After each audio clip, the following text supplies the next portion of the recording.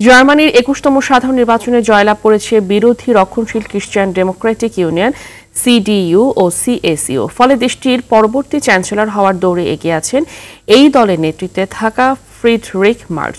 Booth ফেরত জরিপের ফল অনুযায়ী সিডিইউ ও সিএসইউতে পেয়েছে ২৯% ভোট। নির্বাচনের দ্বিতীয় অবস্থানে আছে অতি ডানপন্থী অল্টারনেটিভ ফর জার্মানি এএফডি।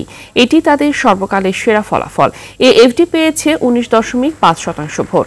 এছাড়া সোশ্যাল ডেমোক্রেটিক পার্টি ১৬%, পরিবেশবাদী সবুজ দল ১৩.৫% এবং বাম দল দ্য লিঙ্কে পেয়েছে ৮.৬% ভোট।